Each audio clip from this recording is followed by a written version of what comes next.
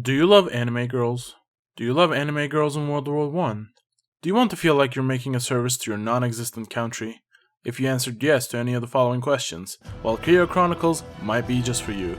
Now, while true high-ranking members of society have already experienced the true ecstasy of listening to a guy talk about his bug fetish for roughly 40 hours or so, some of you might not have ever heard of Valkyria due to the fact that it's not furiously trying to invade Smash Bros. Games like a fucking virus, unlike a certain other franchise.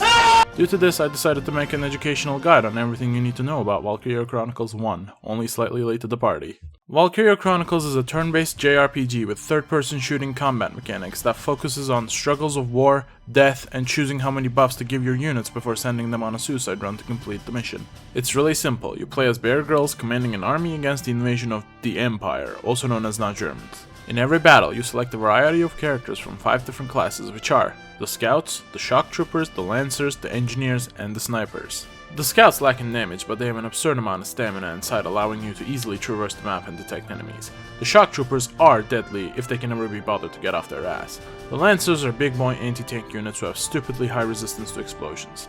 The Engineers are the pocket mercies to your tank who will do pretty much nothing else impactful for the whole game.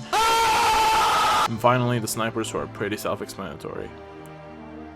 Oh, also, you have a massive tank that your dad apparently secretly kept from everyone in the garage. Thanks, Dad. Each class has a number of different characters, all with unique personalities and not as unique set of potentials, which can make some characters absolute immortal gods of destruction, while making the other ones hate everyone around them and be a complete liability to everyone's lives. Now, you can be an absolute normie and look up all the character stats on Google to find the most optimal squad build. You can also not be a little bitch and use whoever you deem worthy from the one sentence of personality you're ever gonna get from them as you recruit them. That being said, here's a couple I'd personally recommend from my experience. While usually you won't need more than one Lancer who will always be Papa Largo, if you ever need to bust the real guns on your enemies, you'll want to take Jean Thundercock, the peak of male evolution and masculinity. Sorry, honey.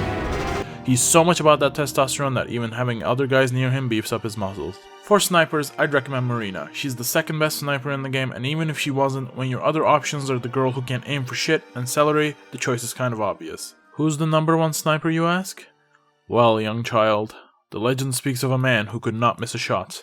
A war hero who, just to challenge himself and give his enemies a fair chance, kept using less and less accurate weaponry, in hopes he might miss one day.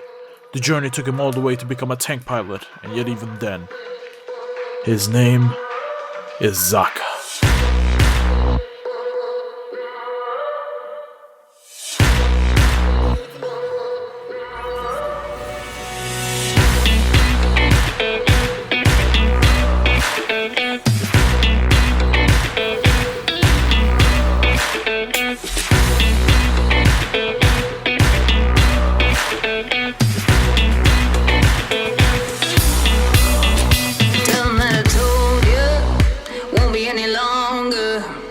Devil gonna leave you.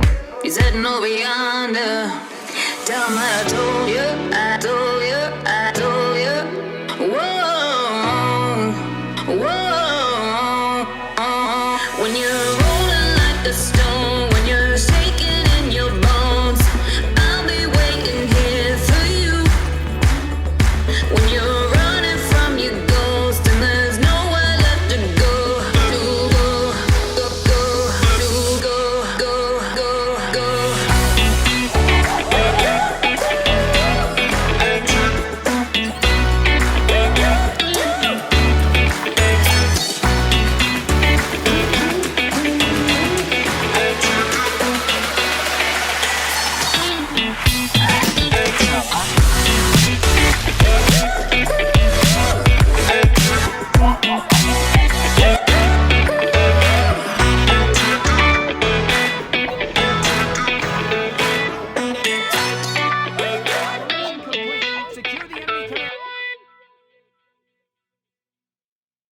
While only true Valkyria gods such as myself can utilize a complex sniper like Zaka to his full potential, do not be discouraged to try the rest of the cast out. While you can be absolutely certain characters like Zaka and Iron Pex can carry their individual roles, the rest of the units you can just use whoever you want. Like for example, upon examining your squad you might run into this character Edie. She's an idol, and a shit ton of people like her. Seeing this, you might be tempted to create a small Skynet simulator using Edie and her groupies as a really deadly but really slow destructive force. Or you could realize that shock troopers are the most useless class in the game and just use a combination of your scouts, snipers, and tanks for an actually optimal offense. If you do ever decide to use a shock trooper besides Rosie, however, fret not, as there's one whole use for them, which is to firmly plant their ass in your home base just in the off chance some random but brave Imperial scout tries to suicide run through your lines to capture your home base in an attempt to cheese you out of the game. Here we go.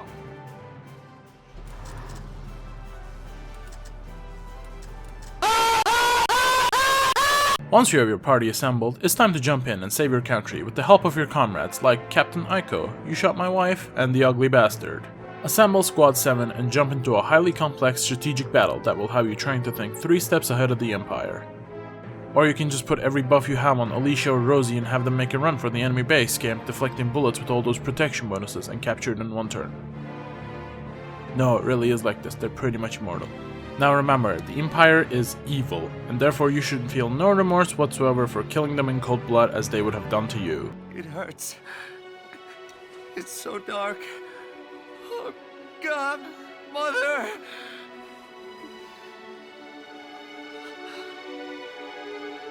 Mother? Speaking of purging the world of bad people, let's talk about dying.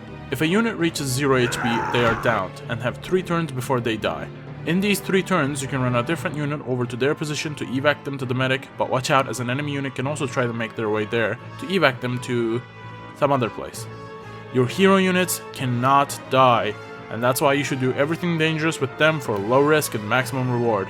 In the event of you leaving them down for 3 turns or an enemy walking up and killing them, they will instead just retreat the field for the rest of the battle. And with that, you know pretty much everything you need to know about Valkyria Chronicles 1 and how to beat it. Now you can go defeat Maximilian and his nanomachines, son. Let's keep it up.